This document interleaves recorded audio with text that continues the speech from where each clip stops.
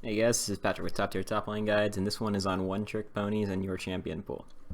If you're seeking out sources to teach you League of Legends, you might have heard this before. Play one or two champions in each role. Play two champs in your main role, one in each off role, two in all roles, whatever.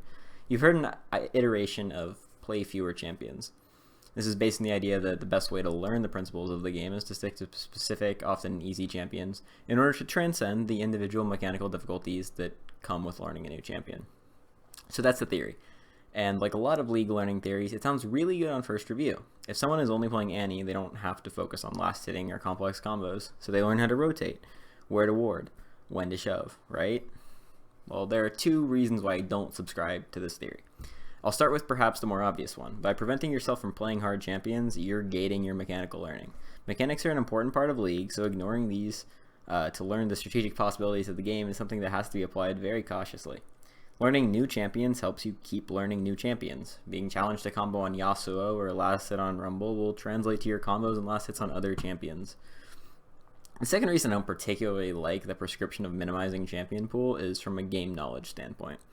This is contrary to common knowledge, but I've observed it over and over again in students. People decry one-trick ponies for only being at their rank for having substantial mechanics and knowledge of how to play one champion, perfecting the specific niche that champion exists in.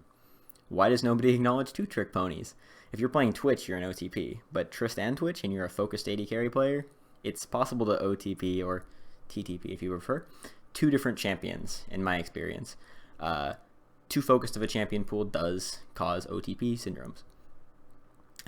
Students must play a variety of champions to learn how all the champions interact in the game. You learn what the weaknesses of a certain champion are, how to play it at a specific cooldowns.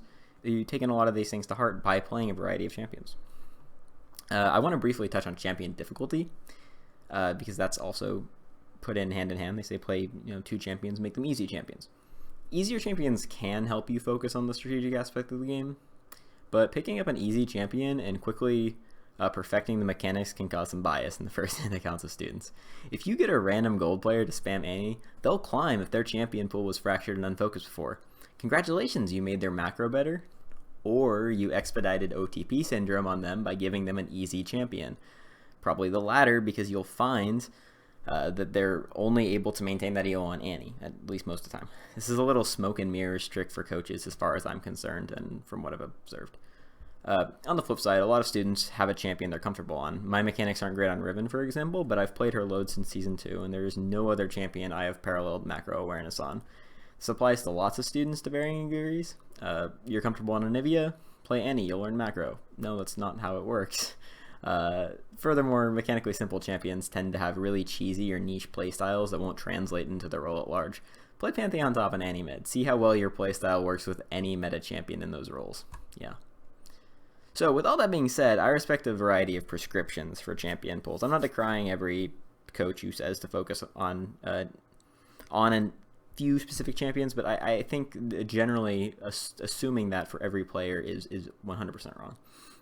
Undoubtedly, some people overfocus on mechanics and forget about principles and strategy. Undoubtedly, some people they spam a very limited number of champions and restrict their game knowledge and mechanical growth for it. However, my vague prescription for you, which I'm cautious to give out, but I will, the viewer without knowing how many games a day, your rank, how many days you play, I would say 3 champions in your main role, occasionally rotating one. Just whenever you get bored of one, just change. It can happen naturally. Test new champions occasionally, and if one sticks, swap out. In your off roles, play one fairly well-rounded champion and experiment if they're picked your band. Feel free to swap the main champion in that off role if it's also well-rounded and you enjoy it. If you fill, play 2 in each role, swapping occasionally. There's a lot of nuance that I can't cover here, so take that all out with a grain of salt, but I think that's a pretty good recommendation in general. Alright, and that's it. I hope this actually gave you a different perspective at the very least if you don't completely agree. I know this one is a bit more nuanced, but I think there's a general trend towards over-prescribing fewer champions, and there's a lot of real gaping problems with that from a pragmatic aspect once you observe the implications a little bit lower. So this is Patrick with Top Tier Top Lane Guides. Peace.